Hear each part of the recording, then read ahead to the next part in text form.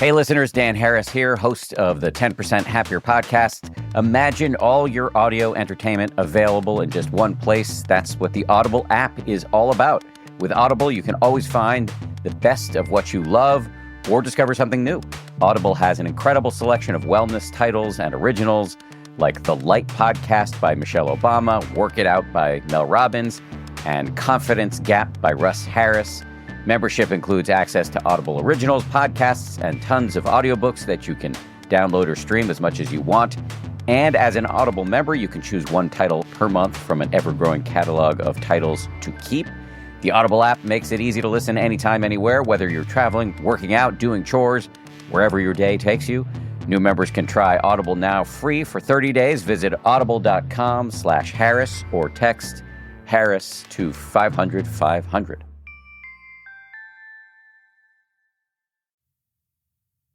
The weather is cooling down a bit. The leaves are starting to fall. Yes, it's that time of year again, football season. And we all know the best part of any game day traditions are the ones that involve food. There's nothing like having everyone in your game day crew coming together to bring their best bites and argue over whose family makes the best chili. And while there's no need to mess with the perfection of game day classics, like a freshly grilled Oscar Mayer hot dog topped with Heinz ketchup and mustard, it's always fun to step out of your comfort zone and get creative with your recipes. Because there's nothing more fun than adding to your list of game day traditions, like making a creamy and delectable queso dip with Velveeta cheese that can be eaten with so much more than just chips. Now is the chance for people across the nation to find out whose game day eats reign supreme. It's your turn to show off your tasty game day food traditions. Go to www.gamedayfoodtraditions.com to share a photo of your game day food tradition to enter to win $10,000. Once again, that's www.gamedayfoodtraditions.com to enter to win $10,000.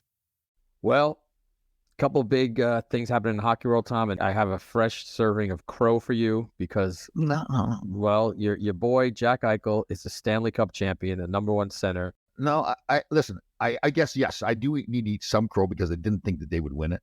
But my feeling about him as a player, and again, I should be careful when I say this because I don't know the man at all, never spoken to him.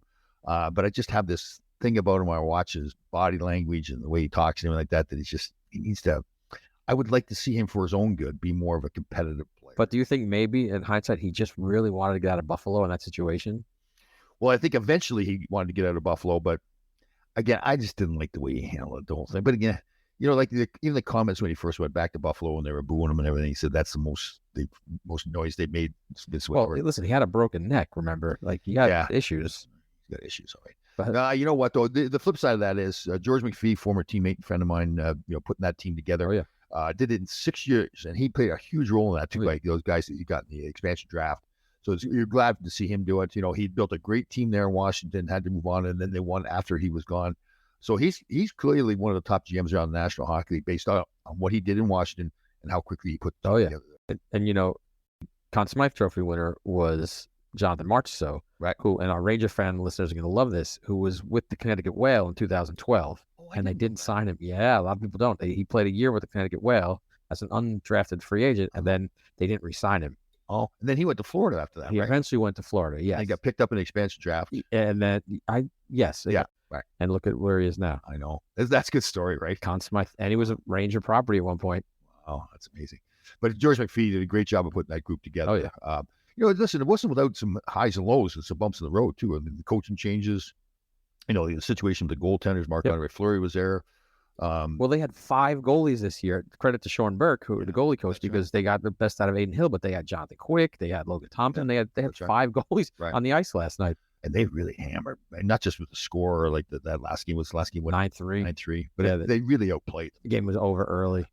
But in fairness to Florida, Matthew Tkachuk, I almost said Keith Tkachuk, was playing with a broken sternum. Oh, is that in game 4? Oh, broken sternum. I didn't see that. They said he couldn't even get dressed. His brother was getting him dressed, and then by game 5, they said, "Look, you just can't play." And he wanted to try to get out there, but he played all of game 4 with the broken sternum. Oh, probably from that big hit that he took. Wow. And then Aaron Ekblad was revealed, and this happens after every playoff. They reveal the injuries. Yeah, had a broken foot in the Boston series. Wow. So he played through that. I mean, these guys were, they really battled. I think they just ran out of gas. Yeah, you do see that every year when it's over, and you're just like, oh my God, like to play like Patrice Bergeron those years in Boston when they went to the finals and stuff.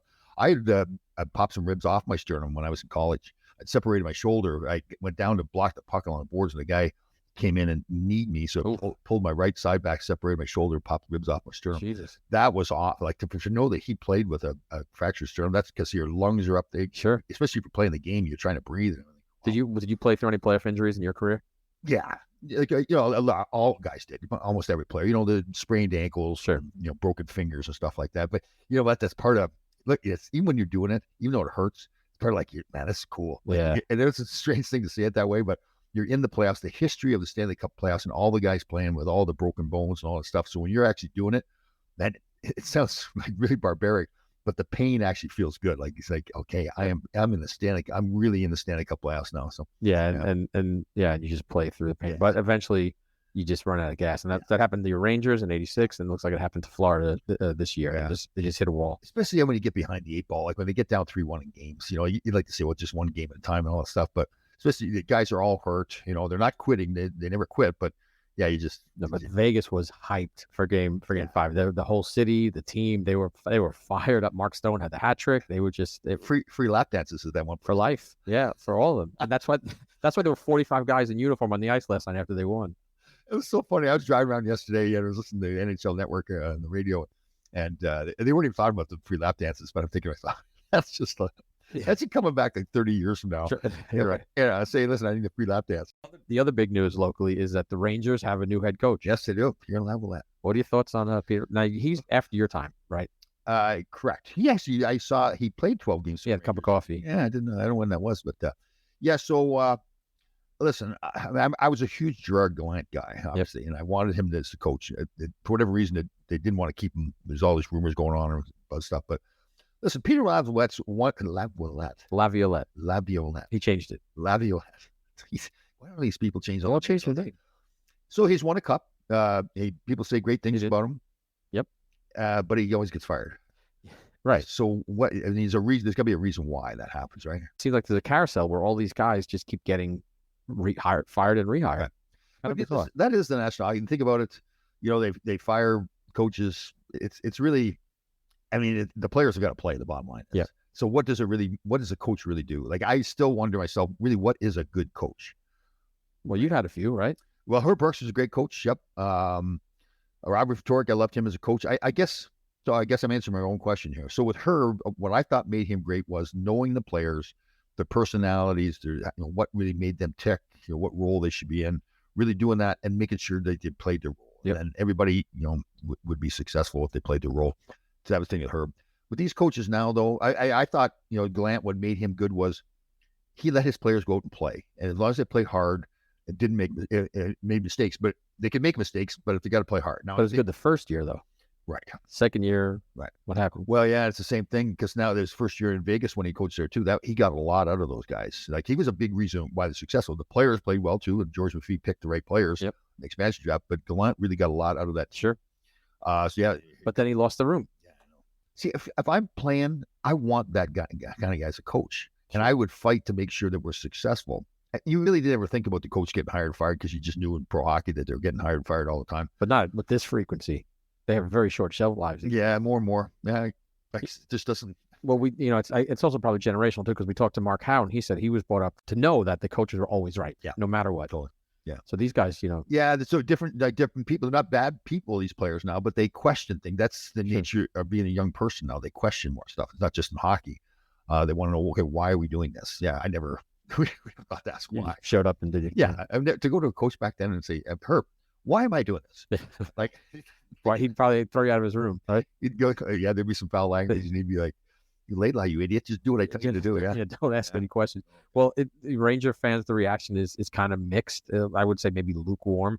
I have a buddy in Texas, former retired New York police officer, Scott Morrison. Scotty Mose thinks it's going to be a good move, but he's willing to see it out and see what he does. So here's the deal: they've got arguably the best goaltender in the National Hockey League.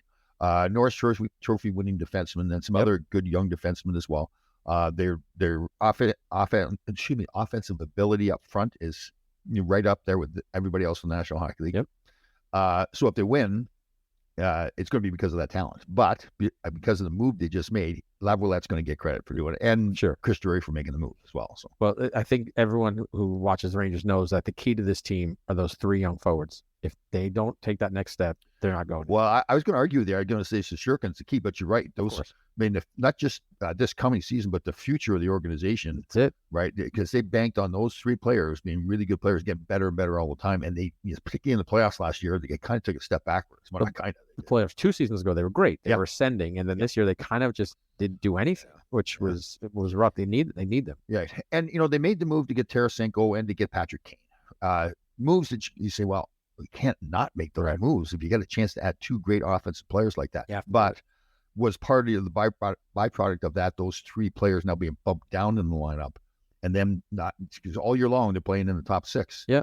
Now all of a sudden they're bumped down in the lineup, and they're thinking, what's going on? Especially because Kane didn't play well. So now he didn't play well. It's human nature. You're sitting there on the bench. You're saying, okay, let me get straight. I'm getting less ice time. I'm down in the lineup. And this guy with a broken hip, and they probably all knew it too. They all knew he was damaged goods. Yeah. I just think that everyone says they need more time to play. They get plenty of time. I just think what they do need is power play time, because you're not a goal scorer. I know we've talked about this a million times, but goal scorers get their confidence on the power play. Yeah, they do. But they also get it too. And I don't know these 3 guys, and I think Hedl in particular looks like he's got a fantastic work ethic. I don't know about the work ethic of Lafreniere. Close. What is it? Lafreniere. He changed it again? He keeps changing it. So, but you're right. You got to get the ice time in the power play during the games, but you also have to work hard in practice. Sure. Because we're all the same. If you don't put the work in, you're not able to give yourself a license to be confident. So again, don't know the work ethics, but sometimes I look at that Laffy guy. There you go. Thinking, okay, you got to make yourself a player. You're first overall pick in the draft. You can't wait for coaches or whatever. You got to have motivation and drive. We did a podcast with Bertie Perron. You talked about his passion that he still got at 7 or 8 years old. And you've got to have that passion. Find that passion. Push through, like you always say. Just be a bull and just push through. Yeah, just to say, I want to be a big time NHL hockey player, and I can't wait for somebody else to make it happen for me. I've got to do it. Well, hopefully they're hiring the best trainers, the best skating coaches, the best conditioning coaches. Yeah. They're just going after it this summer.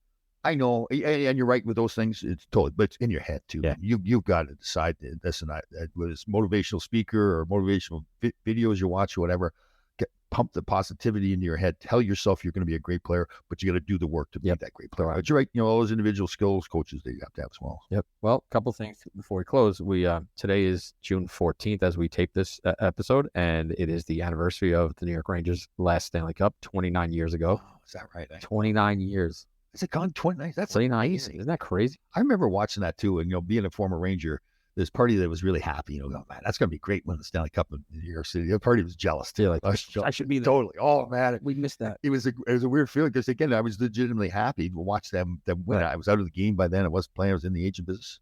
New York, 22 years. Yes. Yeah. But that changed. Things have changed now, because back in '94 there were probably not many ex-Rangers in the building, but now you guys are all over the place, which is the way it should be. Don't you remember though? They had a like a box set up down low. I think there was like stand right on the ice, but on the other side of the boards. But I think there's like 20 guys. Oh, were there? Yeah. Okay. They had a special. Did you get invited? No, I was out in Michigan at the time. I moved to Michigan. In the agent business. Yes, I was in the agent business. Yes, I was. And that's one. And then also, anyone listening to this show, if they want to check us out, we did a nice spot on Game Breakers on Amazon yesterday. It's cool. With Eitan and Drex. It's the June 12th episode. Right. And that was live. We did it yesterday, but it stays on their site, right? Yeah, it'll be on. Yeah, anyone can see it on Amazon Prime on Game Breakers. I like that. You know why I like that? Why that was good? Because I talked way more than you did. Well, yeah, that's a shock. Yeah. Never happens. He looked very good on camera, though. My wife was impressed with your skincare techniques. So skin is the largest organ in your body, so you got to take care of it. Right? You got to take care of your body. You got to take care of all your organs, Tom. Jeez, what is wrong with you? I never I was that guy too that never took care of my skin. Now it's like avocados, sea moss, and moisturizer, hydrating, cold showers, just like the ladies in Greenwich. Oh, God. Guys, what are you talking about? Go check that out and listen. If you enjoy our podcast, please like, share, subscribe, follow, spread it around. Yeah. What else we got, Tom? Well, with the podcast, I got to tell you, I'm really happy with the way it's going. We're getting some great guests on. Bruce McNall, had Barry Beck and Bertie Perron on recently. So really good guests, great stories too. The Bruce McNall one was interesting. Him telling the stories about the background on fire and Robbie Vittoric. Very much so. Yeah. And then today we're going to have a guest who was a pest to you and a tough as nails little guy, Bob Bassen. That's a great episode. Good guy too. Oh, he was off the play against small little guy. Like he'd hammer him and then he'd look at he's going to kill you, and you look like you're a little shrub out there. But you did not mess with him. Yeah, that dog in him like George McPhee. Oh, one of those guys when you look in the lineup, you say, I got to play against this guy today. It's like, oh, come on. Yeah, he was good. And that's up next.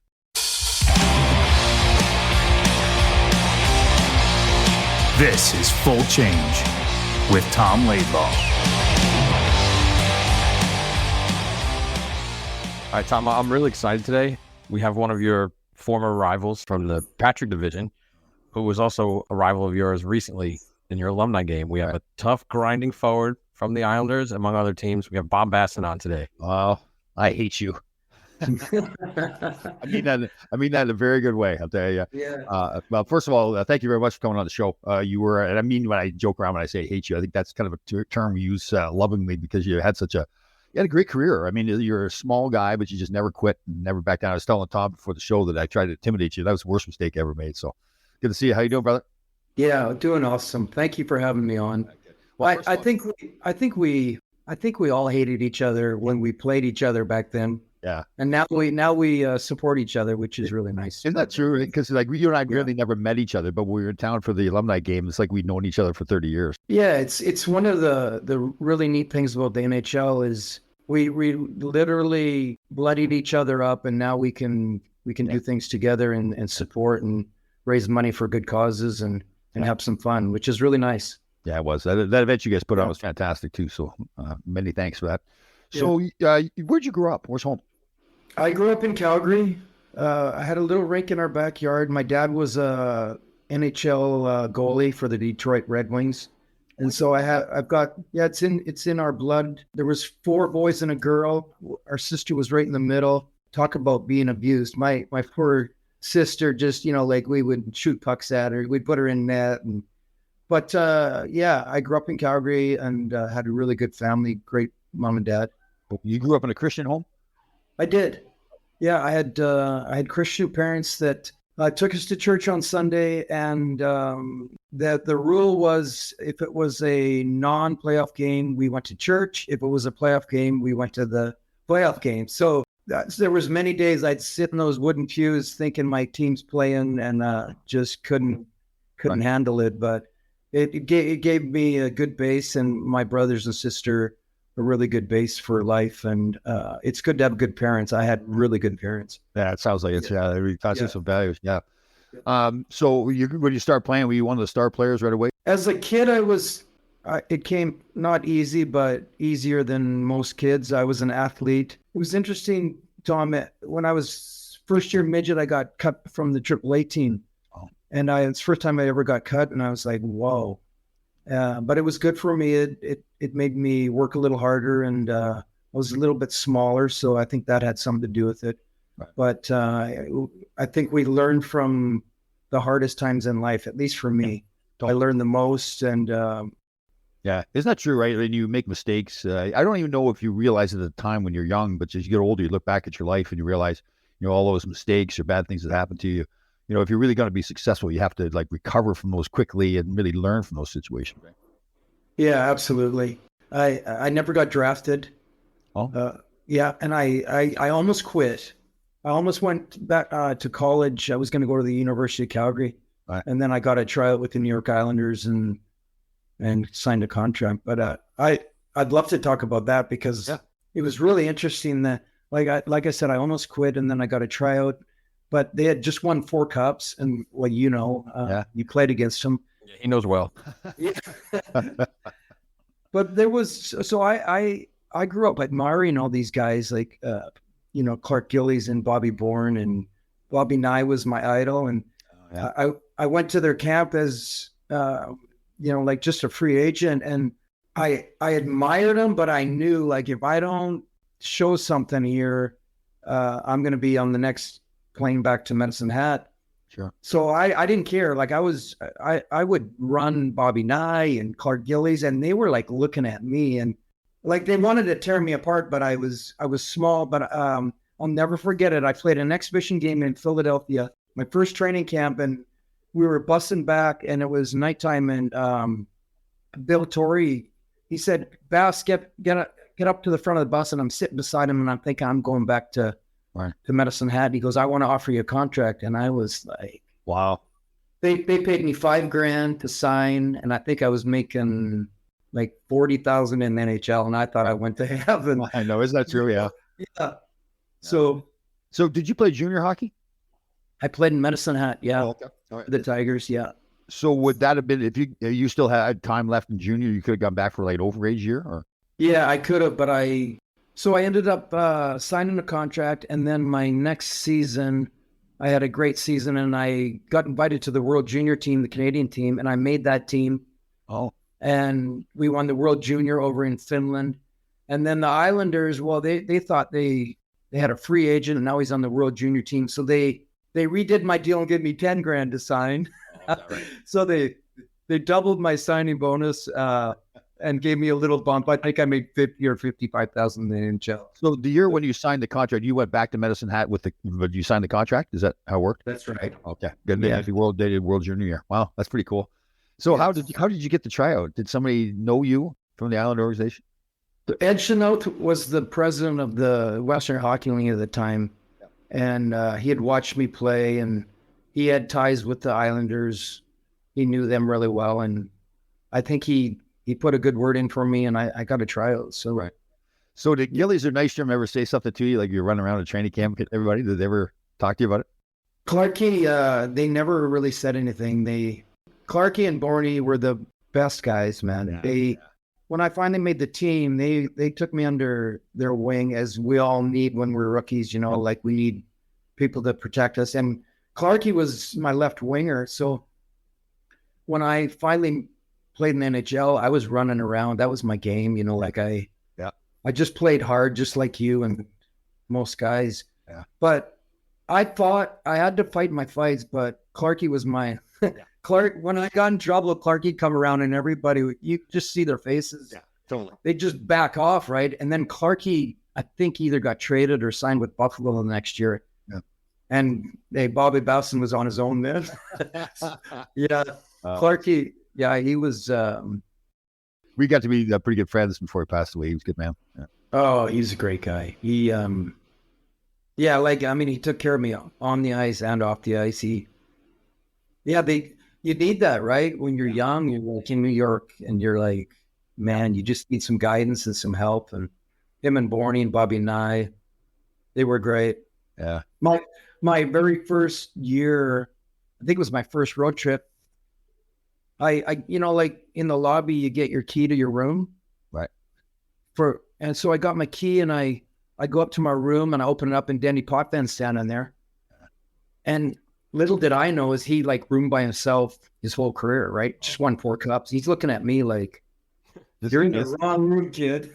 How intimidating is that, right? Yeah. Yeah. But he's a fly fisherman. I love fishing. We had a good conversation. We had something in common. But then the next night I was in a different room. That's funny. Yeah. And that's a pretty intimidating man too, right? Like he's a good guy from what I understand, but he's well spoken. Yeah, so 2 of my fingers is one of his fingers. Oh, really? Oh my gosh, he's got this biggest hands. I was like, wow. He's still just was Al Arbor still coaching then?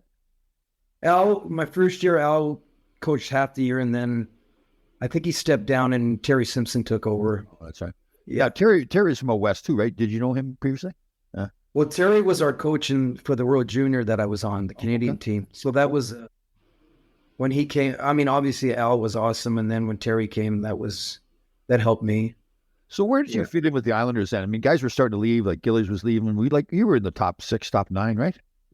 Forwards there? I was actually my first training camp. I played on the left side with Trotz and Mike Bossy. The team saw me on the World Junior, and then so I went through the whole training camp. Then my first game in LA, I got hit by is it Dean Kennedy? Yeah. Oh, man, yeah. He knocked me out. My knee buckled. So that was the last time I was on Trotz's line. Yeah. So that was fun though. Yeah. What a blast. That you were also part of the longest Game 7 in NHL history too. You want to talk about that a little bit? That's right. Yeah. Easter epic. Yeah, that was something you never forget.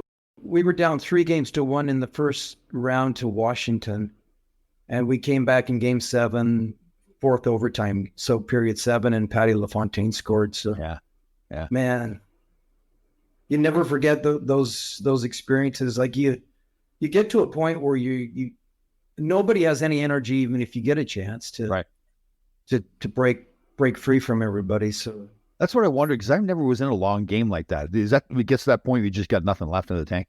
yeah, you come out of the gate like for a shift, you got nothing left. You just yeah. I remember the kid, the third guy for the Capitals. You know, he works the visiting room. He brought over an oxygen tank, and we heard that he got fired because of that. Yeah, he brought it over for us. Like, poor kid. So, Bob, what are you guys doing? Are you eating? Are you like just hydrating? What are you doing for that length of time in a game like that? We're scrounging for something to eat for sure, because you just got nothing left in the tank. You know, like, and there's so much pressure, right? Yeah. So you combine the, you know, like the length of it plus the pressure, and you're like, holy smokes, it's draining. But it's a lot of relief when your team wins. Yeah. So while you're there, then is Boss retire at that point? You're still there, Mike Bossy?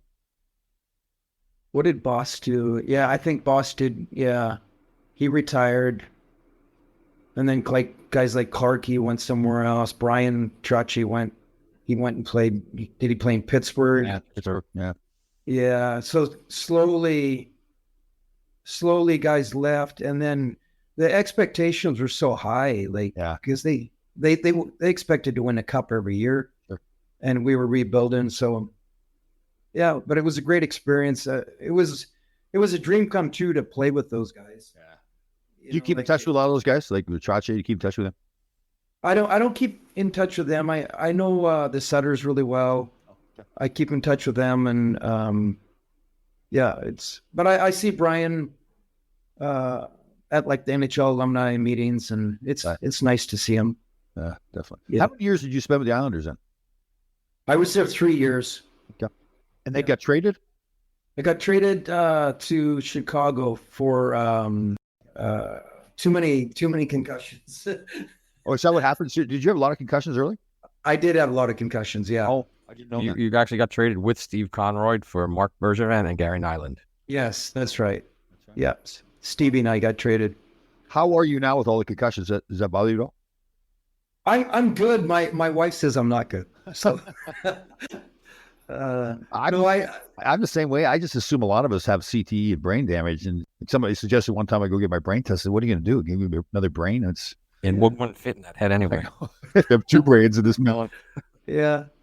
My short term, it's really weird, Tom and Tom and Tom. It's Tom and Tom. Yeah, it is Tom and Tom. Yeah. Yeah. Again, that's a made up name. His name is not really that. He made that up. So go ahead. He's a copycat, huh? Yeah, definitely. Yes. Yeah. My short term is sometimes funny. Like people I know really well. I just go like, oh, is that right? It's weird. But do you think I'm doing this? Do you think it's the effects of the concussions? I think it is. Absolutely. And you keep yourself pretty healthy too, right? Like you're into fitness and eating well and I eat really good. I had a little scare. I had a stent put in. It was the hardest thing for me as someone that like worked out, and I wasn't fat. You know, I had a heart problem. I had a stent in, and so I went to a plant-based diet because I'm smart enough to know that if, you know, like I got a blockage somewhere, then the rest is probably not perfect. So, and it's paid off. And I do crave some things though, Tom. I know. I'm the same way. Yeah, you try to eat healthy. Yeah, but it does. I think once you understand what you're doing to your body, you realize, okay, this makes sense. I've got to do it. I think especially like even the intermittent fasting, I think is really good for it's regenerating the cells in your brain and your body too. So if I ride my bike on a weekend in the summer and I smell the barbecue, boy, when they're grilling out, that's a tough day for me. It is too. Yeah. So how long were you in Chicago then? Chicago, I was there. I played the rest of that season. We got beat by Calgary in the semifinals. They went on to win. Then I played in Indianapolis for Daryl Sutter the next year for part of the year. We won a cup.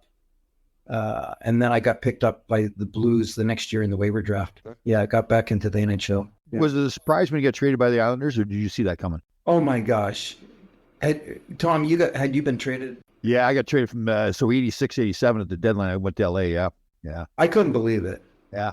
You know, you're young. You're like, I just remember looking at him going, "You're what? You're trading me?" Like it was a big shock, and You know, the nice thing is if you get traded from one team that doesn't like you anymore, there's a team that loves you. Yeah. So that's the nice thing about. It is the funny feeling though, right? Because when other guys get traded, life moves on. Like, we have jobs to do, right? You gotta go play next game, go to practice. But when you get traded, everybody leaves you. It's not fun. One thing I noticed in my career, when you play in different cities, you become friends with a lot of different people, right? Yeah. Yep. And you get traded, and it's hard to keep in touch. Well, we didn't have social media, which helps now, but back then it's hard to keep in touch with all those people, right? Right. And they think you're mad at them. Yeah, I know. Right? But really, like, it's just you move on to a new chapter of your life and your career. And I've had so many people think I was mad at them, and definitely not the case. But isn't that true? Like, it just like as time goes on, like if a year goes by, you think, well, geez, I need to call that person, but then another year goes by. Yeah. And I guess especially with us guys as hockey players too, it seems like, okay, if you don't talk to somebody for 20 years, well, you don't like that. But once you get back together, it's like you never missed a beat, right? That you're still friends. So yeah, we're friends, and we didn't even know each other. We were friends this weekend. That's true. Yeah, isn't it true? Like, we hit it off right away. So you got back in after being in Indianapolis. You went to St. Louis there. How many years were you there? I was there for part of 4 seasons. Those were my best years. Oh, really? Okay, good. They were just my best years. I played for Brian Sutter was our coach. He was awesome. Yeah, he was the best coach I've ever played for. But he really liked guys like you and I that showed up and played hard every night. And so that's the way he played too, right? So yeah. Oh my God. So how many years in St. Louis then? 4 years there. Yeah, part of 4. I got traded to.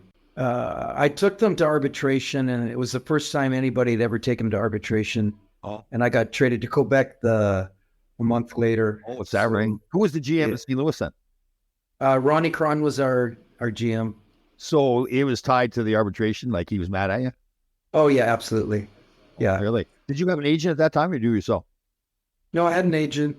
It was the first time in, I think, arbitration history. You know how the player asks for so much, the team asks for a lot less, and usually the arbitrator, he usually meets somewhere in the middle, right? Right. But I think it was the first time in history they had warded totally to the player side. Oh, okay. And man, were they ever mad? The Blues were so mad at me. But it's changed so much now too. That just would, I mean, they wouldn't be happy about it maybe, but they wouldn't be mad at you to trade you to Quebec City. Yeah, I don't think I don't think there's hard feelings anymore. I think it's just part of the business. But I got a big raise, so that was nice. Oh, did you really? Good. Nice. Yeah. Was that the days Bobby Goodenow? Was he running the Players Association then? Yes, absolutely. Yeah, he did a good job in arbitration. So when I was in the agent business, they really take over the arbitration cases, and they're very thorough. Yeah, the salary disclosure was fairly. It was right before I went to arbitration, so like you knew your comparables, you knew guys' salaries, which was huge in your case. So yeah, it's amazing how we used to have big discussions when I was playing in the 80s about salary disclosure. Should we do it or should we not? And look back at it, like, what would you think about it? Of course we should do it. Yeah. Yeah, you're always afraid to ask guys what they made, right? Yeah. Nobody knew. Nope, we did not know. And my locker rooms that I was in, I don't think everybody even thought of discussing it. It just was not part of the discussion at all. But it's think back about it now, like that was the biggest thing holding us back in our salaries is we didn't know. Yeah, I remember because I think Wayne Gretzky found out that Dave Taylor was making more than him in Los Angeles. As soon as he said that, so I'm going back in and I'm negotiating again. So how long were you in Quebec City? So I got traded.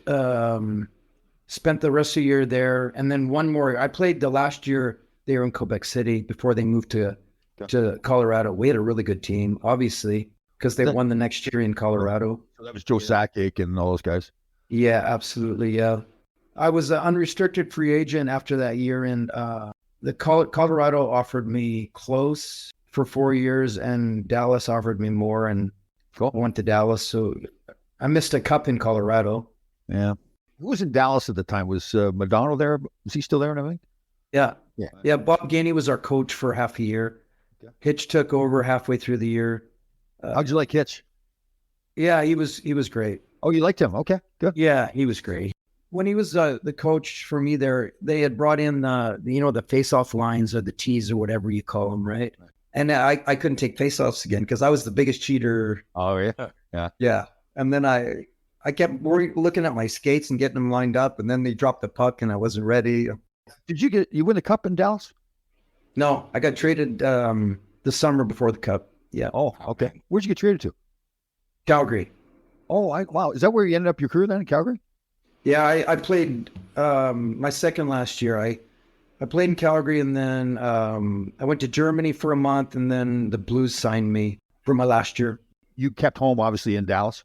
My wife's from here, so we came back here, and we love it. Yeah, Yeah, it's really a great city.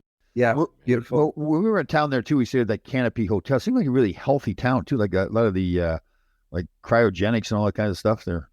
And we have a great economy. There's cranes everywhere. They're building everywhere. So why'd you retire then? Is that enough? Did you get hurt? The concussions or? Yeah, just like most of us, like a body just deteriorates. My knee, I couldn't skate anymore. My back was bad. Yeah. Bob, did you see the end of the road a little before that? I did. My dad, who had played and been through it, he goes, you just play as long as you can. Yeah. But then here's the toughest thing for me. So my last year was in St. Louis with the Blues. So you got teammates in the locker room, and even though the fans might not see it, they know, right? They know if you're behind, and you know it. And that to me was, I couldn't handle that because like you play for yourself and your family, but as much you play for your teammates. Yeah. And isn't that true? That's the worst feeling in the world, that you're letting your teammates down, right? Yeah. Yeah. Because we were both the same way. Like we were the battlers that fought through everything, and always competed hard. You just couldn't do it anymore. And it's like the most frustrating feeling in the world. Yeah. Yeah. That really, my last year, I was playing on one knee, but yeah, I couldn't handle just knowing that I mean, you contribute, but yeah. But when you're a competitor like you were, like just contributing wasn't enough, right? Like you were a difference maker with your physical play and everything. So yeah. So you retire at that point, playing in St. Louis. You decided that was it. That was it. Yeah. Yeah. So now the career ends in hockey, and now you change to something else. What did you start doing for work after you retired? Within a year, I went. The Stars hired me. I was assistant coach in the International League in Salt Lake. They had their team out there, so I was assistant coach out there for 3 years, and the head coach was Donnie Hay. Oh, yeah, I enjoyed it, but like you're their coach or you're not. You either put in 14-hour days or you don't. And I had 4 little kids, and I think it was mutual. I parted ways after 3 years, and but it was a great experience. Yeah. Well, Donnie I thought he'd have a longer career coaching in the NHL. I thought he was a pretty good coach. He didn't last that long in the NHL, did he? Right. He didn't. Yeah. I learned a lot from him though. He's a really good man. Yeah. Man, he puts some time and effort in. So you like Brian Sutter as your best coach you ever had? Yeah, Brian was the best coach I ever had. I remember him. We played against him in St. Louis in a playoff series my first year in the 80-81. And we played, must have been like 6 games. And it seemed like I was always out the ice. I had so much respect for him at the end. I told him in shaking hands after, and it actually paid off one time. He was going to run me his next season. He was going to run me, and he says, "Look out, I'm coming." Thank you. He had this. So if you played the night before and then you saw him the next day for practice, if he punched you, you're good. Oh, okay. If he walked by you without punching you, you're in trouble. That was, so if you had a bruise, you were all good. That's funny. Yeah, he was a good coach. So what did you do after coaching then? I took about 4 or 5 years off. I spent time with my family, and I fished, and then my wife, she's just kicking me out of the door. Yeah, she loved me, but she saw too much of me. And no kidding. Isn't that the truth, right? Because you go when you're a player, you're gone all the time. Like during the season, you're concentrating on your career so much. You get the summers off, but then all of a sudden now you retire, and if you're around the house too, that's where guys get themselves in trouble. I've met Tom twice. I've got two divorces. Yeah, so I think like most guys, I had a real tough time. Especially my first year, because they, like September comes and you have a schedule, right? And then all of a sudden you don't have a schedule, and I didn't really have anything to, not to live for, but like career wise, I had nothing, and that was tough. I mean, I understand what guys go through. Sure. The transition is not easy. Some guys get set up and they're smart. But you say you had a hard time just like mentally dealing with it? Yeah, absolutely. You miss the game so much. Right. You miss the paycheck. The paycheck's nice too. And and then you miss the guys, you miss the dressing room. Yeah. And it's like the one thing we have in Dallas is we have a beautiful, as you saw, alumni room with a dressing room, and it's one of the things you miss. You miss the guys and hanging out in the dressing room, and so that's actually one really neat thing we have here that checks the box. So how are you now then dealing with the fact you're not playing? I mean, are you good now? You feel you're happy with your life? Yeah, I really am. I've got a great job with the Stars, and I'm director of alumni, and then I do camps and clinics with kids. Like even when you work for the team, when the team wins, you kind of win with them, and then when they lose, you lose with them. You get a little. It's not like playing, but you get a little bit of that feeling of winning and losing, right? Which is really nice. You lead the alumni. You're the director of the Alumni Association. I am. Good. Yeah.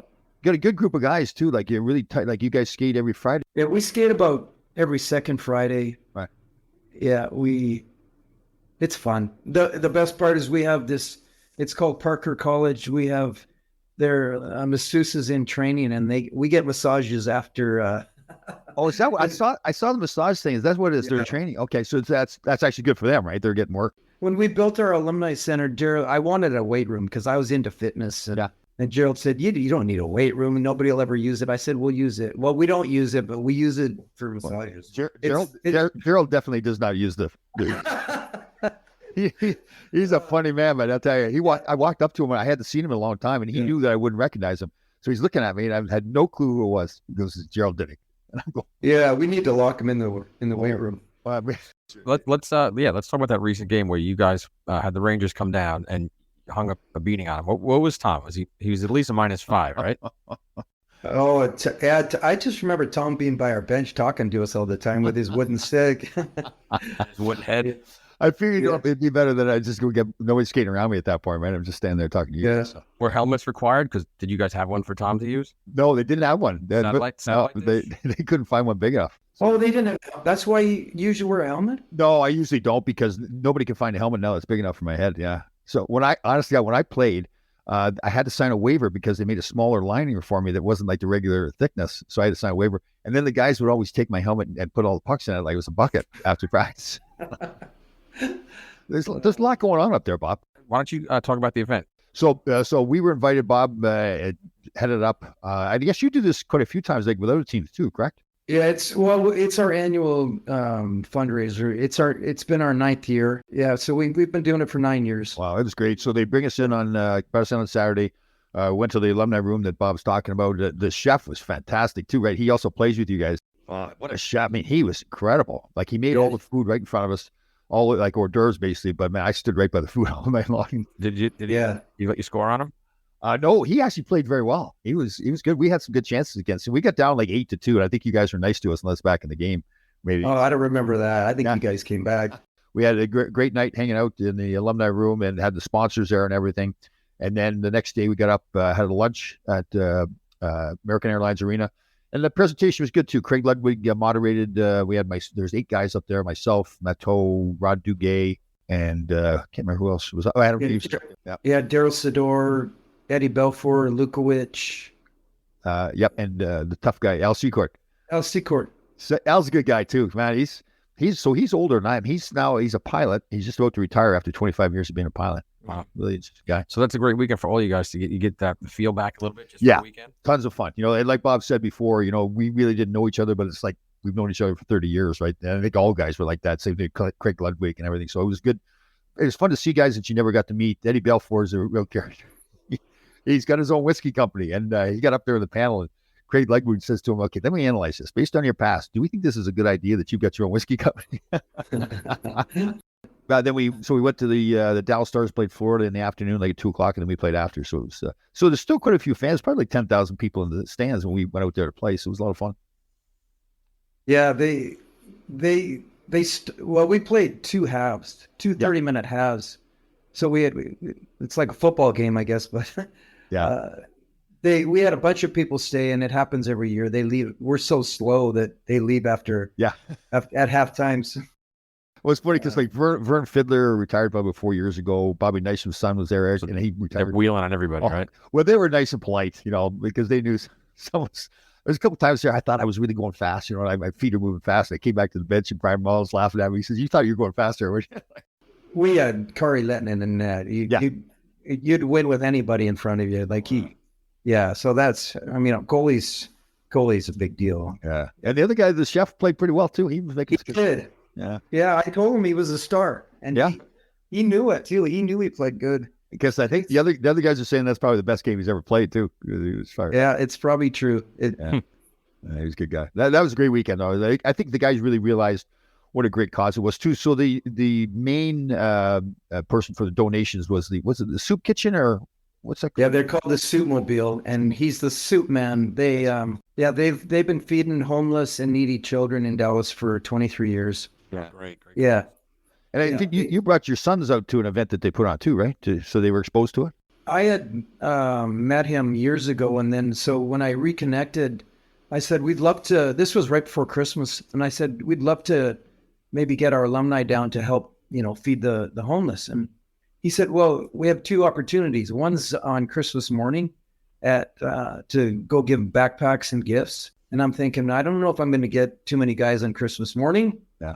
And then he said the other opportunity would be on the 24th of December. So I didn't even reach out to the alumni, but my sons and I went down morning of the 24th and helped give out gifts and stuff. And it's rewarding. It makes you appreciate what you have. And my kids, my two boys were awesome. I think they realized they appreciated things more, but they were just loving on a bunch of people that are less fortunate, and so great cause. They feed over 250,000 meals a year. Oh, wow. Isn't that much? Yeah. Wow.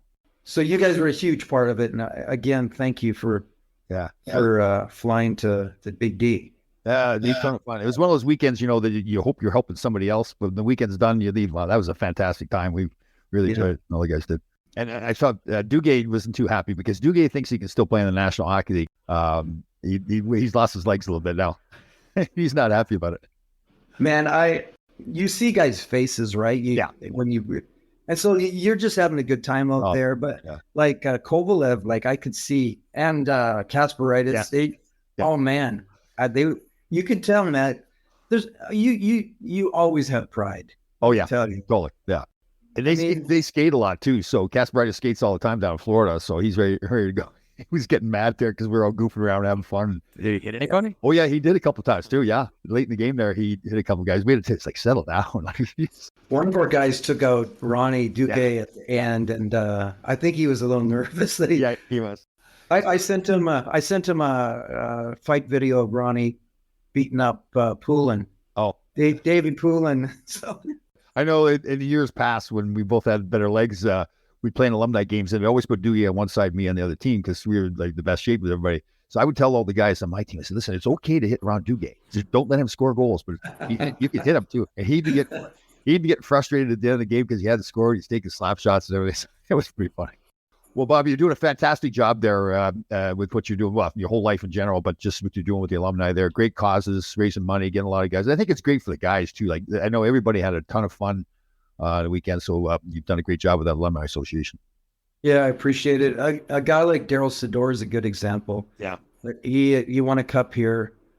He might have been back once, and so he hadn't been back in about 20 years, and he brought his wife and his youngest son, and he just had such a good time. I think sometimes we take it for granted when we're local and we surround ourselves with a fellow alumni, but those guys really miss being around. Yeah, as you know, you know.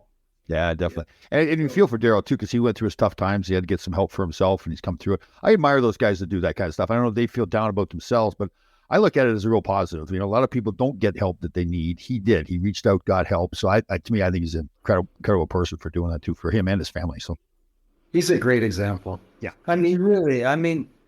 I just so appreciated him and his family coming and being part of it. And, it was interesting. On Saturday afternoon, he texted me and said, do you have O'Doul's at the dinner tonight?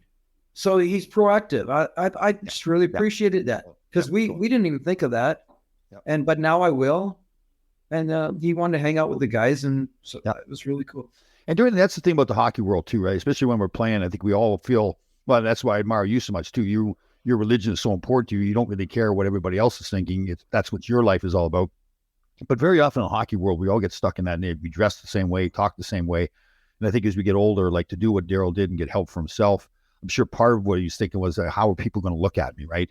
And again, I think I'm very proud of the hockey community, because I think we all look at people like him, like you're talking about, that we really admire him for doing what he did to get himself help. So that's a good thing. Yeah, absolutely. Yeah. Well, listen, again, thank you very much for the weekend you had us down in Dallas. Thank you for coming on the show. I mean this very seriously. I totally admire you and your attitude, your way you live your life. So I'm glad we're friends now, not trying to hurt each other on the ice. So yeah, this is the best part. Definitely is. Yes. Yeah. All right, Bob. Great to see you again. Listen, I'd love to come down to Dallas again too. Don't forget me. All right, I'll come anytime.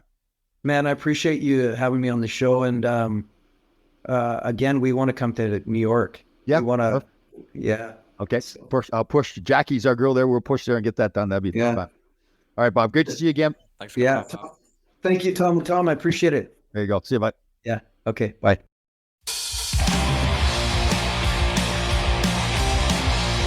All right, Grasshoppers. Thank you for listening. We had a fantastic show. We'll see you next time.